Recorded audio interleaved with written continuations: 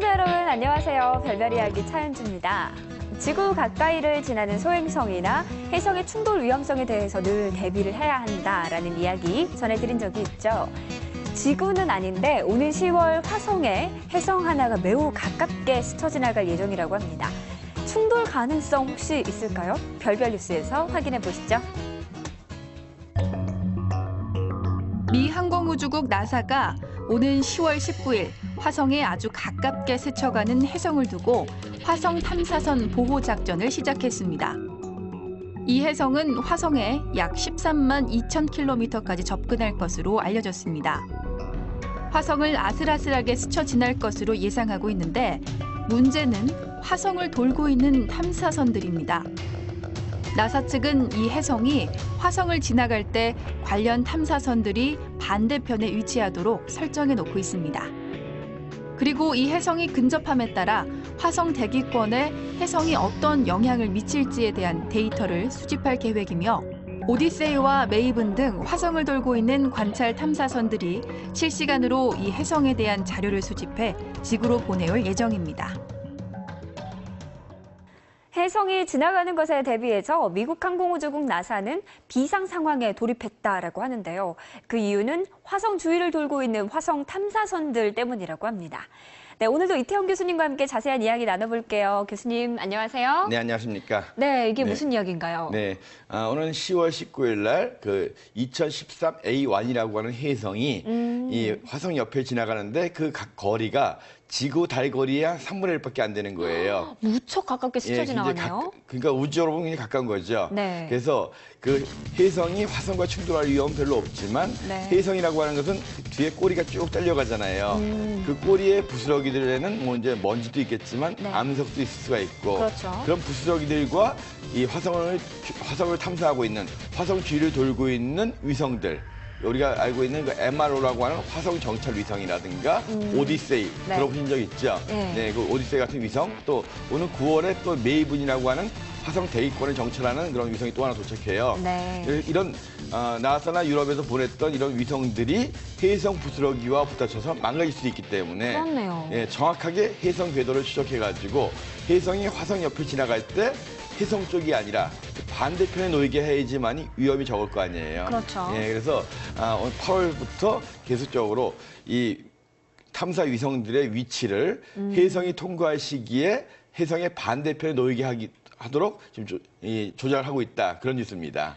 네, 그런데 임의로 이 속도를 좀 조정하고 하는 게 쉬운 일인가요? 네, 쉽지는 않죠. 그렇지만 이제 이 탐사 위성들에는 연료가 좀 있거든요. 네. 연료를 이용해가지고 좀 속도 느린다든가 줄인다든가 해가지고 위치를 바꿀 수가 있는데 네. 다만 연료를 소비할수록 위성의 수명은 짧아지는 거게 되겠죠.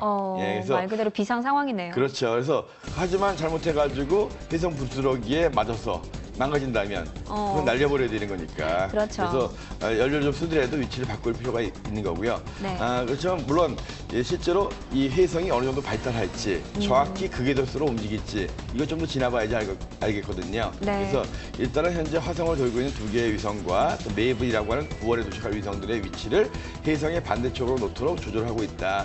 2013 A1이라는 해성이 10월 19일 날 13만 킬로미터 정도 화성과 지구와 달 거리야 3분의 1 정도 가깝게 화성을 스쳐 지나가기 때문에 만약을 위해서 위성들의 위치를 조절하는 그런 대비를 하고 있다. 할 정도의 뉴스였습니다. 네, 그렇군요. 참 많은 또 노력을 들어서 위성을 거기까지 보낸 거 아니겠습니까? 네네. 아무쪼록 큰 피해 없이 잘 지나갔으면 좋겠네요.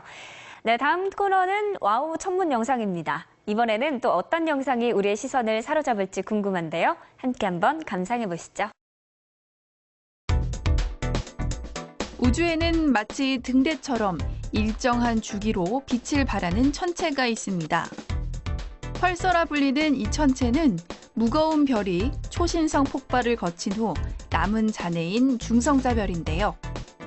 여기 영상 속에도 길게 빛을 내뿜는 펄서가 보이시죠? 그리고 옆에는 작은 별이 주위를 돌고 있습니다. 최근 감마선 우주망원경인 페르미는 여기에서 전파가 아닌 이보다 에너지가 훨씬 큰 X선과 감마선이 방출되는 현상을 발견했는데요. 이런 기묘한 현상을 발견한 과학자들이 그 원인을 찾기 위해 노력하고 있다고 합니다. 네, 영상만 보고 있으면 태양처럼 생긴 별 하나가 빨려 들어가는 것 같은데요. 네, 교수님, 여기서 에너지가 좀 큰 X선과 감마선이 방출됐다는데 그 네. 이유는 뭔가요? 네, 보통 이제 펄서라고 하는 것은 이제 이게 태양보다 큰 별이 초신성 폭발을 하고 나서 그 남아있는 질량들이 수축한 중성자 별이라는 것에서 나오는 것이 펄서예요. 네. 중성자 별이 이제 빠르게 회전하면서 거기서 이제 전파가 깜빡깜빡하는 것처럼 이런 것들이 나오는 것을 우주 등대라고도 얘기하거든요. 와. 등대가 깜빡깜빡 빛이 나는 그렇죠. 것처럼. 그래서 우주 등대의 펄서에서 보통은 전파가 나오는데 이번에 관측해 보니까 이 감마선 우주망원경으로 관측해 보니까 이 펄서에서 이 강한 X선이나 자외선도, 그러니까 감마선이 나오더라 이거예요. 네. 그래서 이 과정이 왜 이럴까를 연구한 거거든요. 이번에 관측된 이 펄서는 6분의 2 자리라는 별자리에 있는 별인데요. 네. 지구에서 4,400광년을 떨어져 있습니다. 4,400광년 뭐 아주 멀지도 않고 가깝지도 않은 곳인데요. 네. 이 별이 두 개가 쌍성이에요. 원래 큰 별은 죽어서 중성자별, 펄서가 됐고 그 가까운 곳에 태양보다 훨씬 작은 동반성, 이 하나의 형제별이 있는 거거든요.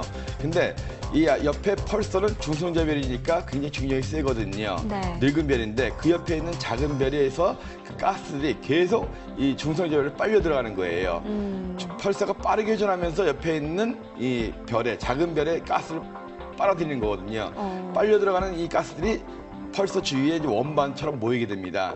점점 많이 모이게 되면 그 중에서 튕겨 나오면서 아래 위로 이 제트라고 해서 이제 용솟음치는, 솟구치는 이런 물질들이 나오게 되고 그러면서 점점 이게 밀도가 높아지면서 여기서 이제 강한 X선과 감마선이 나오다가 다시 이 펄서 속으로 쭉 흡수되고 나면 없어지고 나면 또 이제 X선과 감마선이 안 나오고 네. 그러다가 또 다시 빨려 들어가서 점점 이제 이 원반의 농도가 짙어지고 나면 이 제트가 나오면서 또 강한 X선과 감마선이 나오고 그러다가 또 다시 다 빨려 들어가고 네. 처음부터 이제 빨려 들어가는 것이 아니라 처음에는 이 펄서의 자기장이라든가 여러 가지 이유 때문에 빨려 들어가지 못하고 주위에 모이면서 점점 농축된 상태에서 이런 빛이 감마선이나 X선 이런 것들이 나오다가 빨려 들어가고 나면은 이제 없어지니까 빛이 안 나오는 거죠. 그래서 이 펄서 자체가 보통은 이 전파만 나오는데 이 트랜스포머 펄서라고 해가지고 전파만 내보내는 것이 아니라 가끔 감마선과 X선도 내보내는 그런 펄서였고 그 이유가 아마 그 펄서 주변에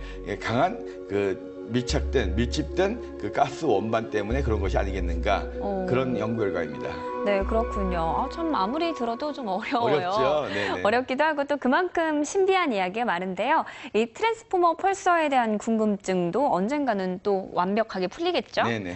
네, 신기하고 재미있는 영상으로 찾아오는 와우 천문 영상. 다음 시간에는 또 어떤 영상이 우리를 찾아올지 기대해 주세요.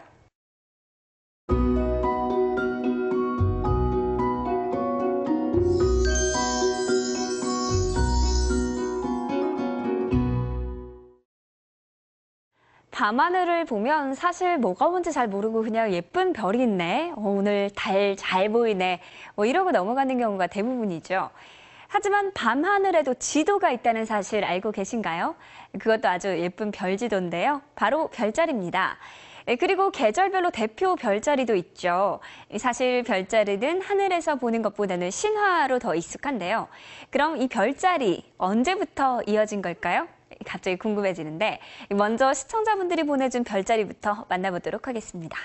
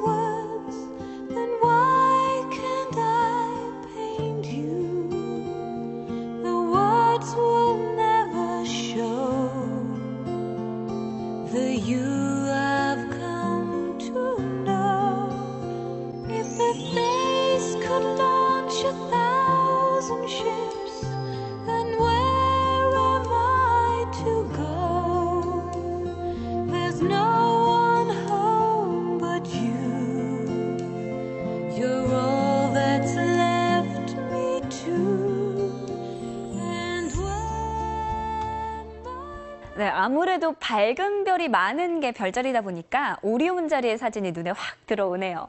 이 별자리는 다양한 콘텐츠를 통해서도 접할 수가 있는데요. 또 별자리 신화도 있고 별점도 보시는 분들 많은 것 같습니다. 네, 교수님, 별자리는 언제부터 있었나요? 네, 사실 사람들이 문명이 생기고 밤하늘에 별을 보다 보니까 별 하나하나 이제 별에다가 이야기를 만들고 그림을 만들고 하다 보니까 별자리가 만들어진 거거든요. 네. 그래서 거의 문명과 같이 만들어졌다는 게 일반적인 이야기인데 네. 우리가 현재 알고 있는 서양 별자리들, 이런 서양 별자리들은 지금으로부터 한 10,000년쯤 전, 그러니까 기원전 한 7, 8천 년 전에 아라비아 반도에서 그 유목 생활을 하던 목동들이 처음 만들었다, 이렇게 전해지고 있습니다. 정말 오래됐네요. 근데 사실 그 이전에도 있었을지 모르는데 네. 뭐 우리가 전해져 내려온 게 없다 보니까 그런 거고요. 우리나라 같은 경우에도 견우와 직녀 이야기들, 네. 이런 이야기들도 거의 기원 전부터 만들어진 것들이거든요. 그렇죠. 그러니까 밤에 어두워진다고 바로 잠자는 거 아니잖아요. 옛날 사람들이 같이 키우던 사람들은 가축을 지켜야 됐고, 네. 그다음에 여러 가지 농사 짓는 분들도 그 다음날 일을 준비해야 됐고, 네, 그때는 또 하늘도 훨씬 맑았으니까 그렇죠. 얼마나 더 하늘이 예뻤겠어요. 그때 하늘을 보면서 예쁘다는 생각보다는 무서웠다는 생각을 많이 할 겁니다. 예, 지금 뭐 낭만적으로 보이죠. 우주가 뭔지 아니까 낭만적으로 생각하지만, 그래서 네. 가축을 지키는 목동들이 밤하늘을 보면서 무섭잖아요. 그러니까 이제 무서운 곰 생각도 하고, 그러다가 또 이제 좋은 생각하다 보니까 아랫마을 사는 수리 생각도 하게 되고, 네. 그러다 보니까 처녀자리 생각도 만들어지게 되고, 네. 이런 이야기들이 전해져가지고 하늘이 별자리된 거기 때문에 현재 공식적으로는 10,000년쯤 전부터 만들었다고 하지만 거의 문명과 같이 시작된 것이 아닐까, 그렇게 네. 여겨집니다. 네, 그럼 또 계절별로 대표적인 별자리가 있을 거라고 생각이 되는데 네. 요즘 같은 여름철에는 대표적인 별자리 어떤 게 있나요? 예, 여름에 제일 가고 싶은 곳이 어디예요? 바닷가죠. 바다요. 그죠? 네. 바닷가에서 누워서 딱 하늘을 보면 머리 위에 제일 밝게 빛나는 별이 있습니다. 여름철 바닷가에서 제일 인기 있는 사람이 누구겠어요? 아리따운 아가씨. 예, 하늘에서 제일 아리따운 아가씨가 누구겠어요? 처녀자리? 직녀거든요. 우리식으로 대한민국이니까. 그래서 네. 머리 위에 제일 밝게 빛나는 별이 직녀예요. 예. 직녀와 견우가 전설 속에만 나오는 것이 아니라 실제 별이거든요. 머리 위에 제일 밝게 빛나는 게 직녀. 직녀가 있으면 누가 있겠어요? 견우. 견우죠. 그 남쪽으로 남남북녀란 말이 있죠. 예. 남쪽에 견우가 있어요. 시골이라면 머리 위에 직녀, 남쪽에 견우 사이에 은하수가 흐를 거고요. 견우와 직녀, 그리고 견우와 직녀를 시샘에서 나타난 제우스 신, 바람둥이, 백조의 모습이거든요. 네. 그래서 제우스 신이 변한 백조, 직녀, 견우가 삼각형 모양으로 보여요. 여름철의 대삼각형, 이렇게도 이야기하면서 또 어떤 사람들은 여름철에 사각관계가 많어, 이런 얘기도 하고요. 그래서 이렇게 견우와 직녀가 여름철에 가장 대표적인 별이고 은하수가 있을 거고요. 네. 뭐 아까 앞에 말씀했던 오리온 자리 같은 경우에는 겨울철이거든요. 예. 그래서 옛날 학교 다닐 때 그 알퐁스 대 별이라는 글을 읽은 적이 있는데 거기 보면 거기도 여름 상황인데 네. 뭐 이 목동이 오리온 자리 얘기를 막 해요. 근데 오리온 자리는 겨울에 보이는 거거든요. 네. 그래서 이제 새벽이라도 여름 좀 힘들고 가을쯤 넘어갔을 때 이제 볼 수가 있는데 네. 아무튼 이 사랑하는 사람 눈에는 안 보이는 것도 보이는 거 봐요. 그래서 오리온 자리는 겨울의 대표적인 별자리고 견우와 직녀는 여름철의 가장 대표적인 별자리입니다. 요즘 또 휴가 떠나시는 분들도 많은데 휴가 가서 또 바다에서 싹 누워서 견우와 직녀 그리고 네. 은하수도 한번 찾아보시면 좋을 것 같습니다. 그리고 또 사진도 찍어서 별별 이야기에 보내주세요. 별의 있는 밤은 여러분의 소중한 자료 기다립니다.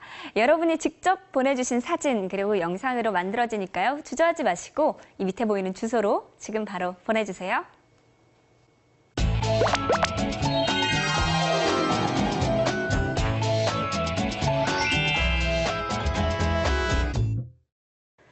네, 한 주 동안 하늘에서는 어떤 일들이 벌어질까요? 반짝반짝 천문 현상을 보시면 알 수 있습니다.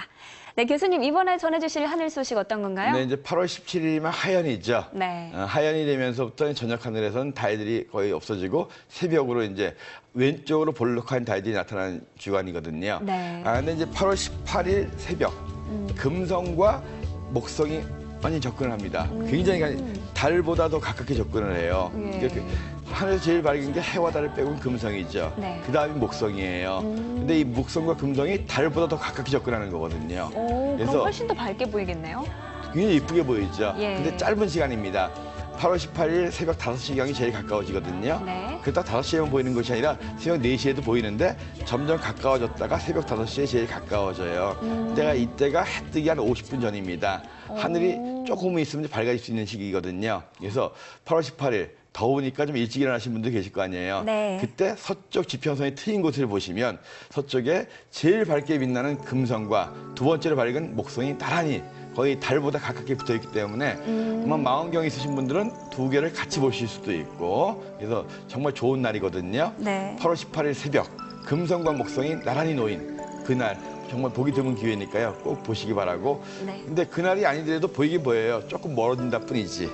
그런데 또 이 멀어졌던 게 계속 가까워져서 교차하는 모습을 또 본다면. 가장 가까워지는 시간이 바로 8월 18일 새벽 5시입니다. 네, 또 금방 해가 뜨니까 보기는 좀 짧은 시간이 될 것 같습니다. 하지만 그만큼 또 소중하게 느껴지지 않을까 네네. 싶네요. 네네. 네, 오늘 전해드린 천문현상 여러분도 꼭 한번 찾아보시면서 아름다운 밤하늘과 함께 소중한 추억 만들어 보시면 좋을 것 같습니다.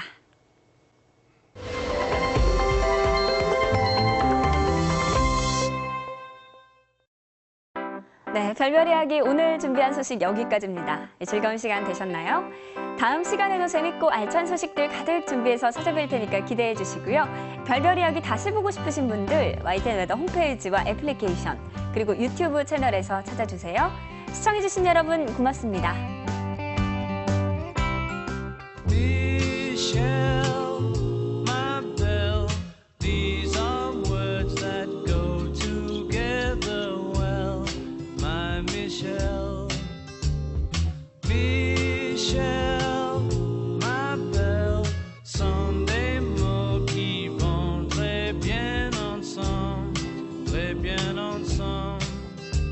I love you, I love you, I love you. That's all I want to say.